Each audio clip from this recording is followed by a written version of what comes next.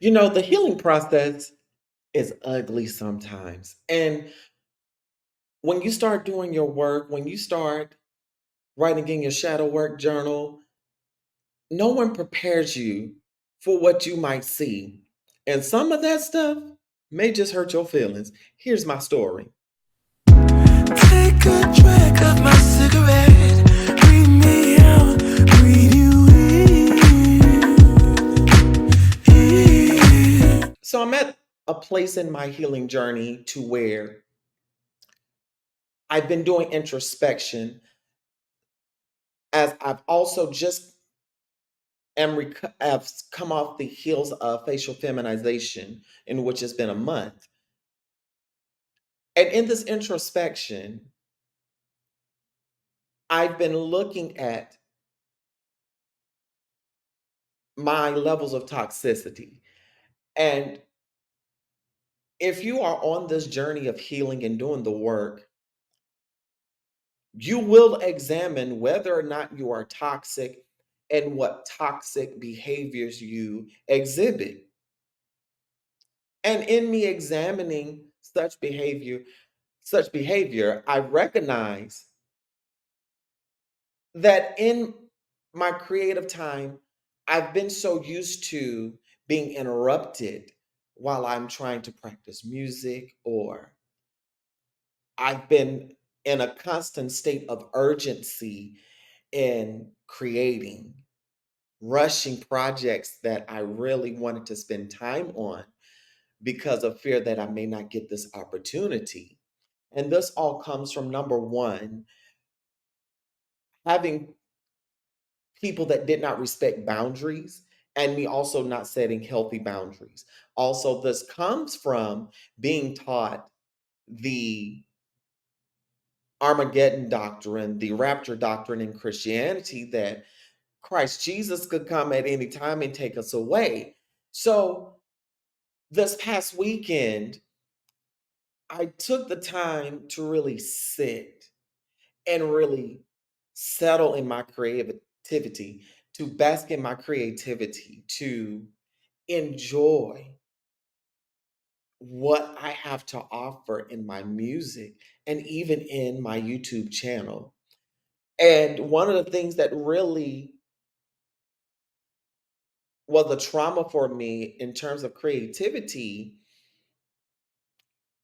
was in a heated confrontation with a former pastor of mine, where he was upset because I was getting accolades for my creativity and making appearances locally for music and for my TikTok. And he told me that I should stop doing that because I didn't heed my own advice. I was a fraud and all these different things, in which, for those that know me, I live authentically to what I preach. And going back to that conversation and many other conversations similar to where he and other people, maybe in my family, even at jobs, critiqued me in a way that was actually a projection of their own insecurity or whatever issue they may have within them own selves. And because their toxicity was thrown in my path, I tailored my behavior to fit their needs, sort of as a nasty episode of codependency. And I've been reading this book by called Codependent No More. I may have the title wrong, but look in my show notes for the title of that book and the author. I've been reading that book, and that has really been helping me undo my codependency issues. It's also been helping me heal from narcissistic abuse. And I'm so grateful for where I am. But bitch, when I tell you it is ugly, the healing process is ugly because when you realize how petty you can be sometimes, even when you be staging arguments in your mind of what you really want to say to somebody, and when you realize what you're saying, you realize, bitch, if I say that to this person, I'm going to be just as toxic as their ass. And that's when you have to sit with yourself and really get to the root of why are you feeling this way? And a lot of times, it may not even be that we're toxic or that we would do that, but it is the combination of all the things that we wished we could have said back then, or that we felt that we should have said in that moment. And I've also learned in that time to give myself grace and grieve that I didn't take that action and grieve that situation. When you grieve and give yourself grace, you understand where you were at that time. You weren't you weren't as emotionally and mentally, spiritually mature then as you are now to have spoken up. But now that you are more mature, you can now speak up and stand your ground more effectively. It is a process, it gets frustrating, but once you get through that ugly stage, you'll be fine. And every now and then, that ugly stage is going to come around because the work is a never ending process. I don't care what age you are, when you start doing the work, it's going to get ugly. It's going to get ugly. But don't let the ugliness get you because the ugliness is just only temporary.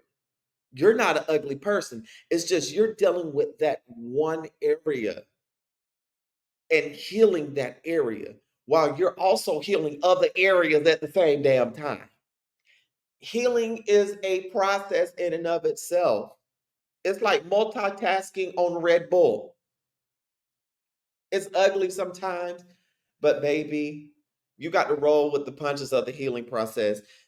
And healing is uncomfortable. I can say that as I'm still going through the healing process of facial feminization, it is uncomfortable because when you're wounded, you got to treat that wound. Sometimes the wound may get infected without proper care. That's the anger that we let bubble. But once you start treating that wound with therapy, treating your mental health, setting boundaries, however and whatever is healthy for you, baby, when you start treating that wound, you start to heal. And there are going to be times too where your mind may go to that point to where you were injured, but process those emotions.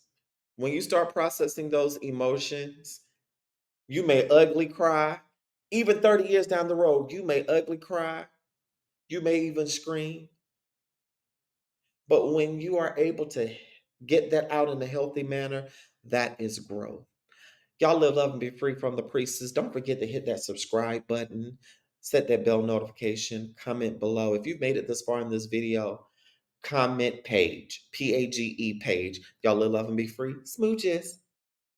Take a drag of my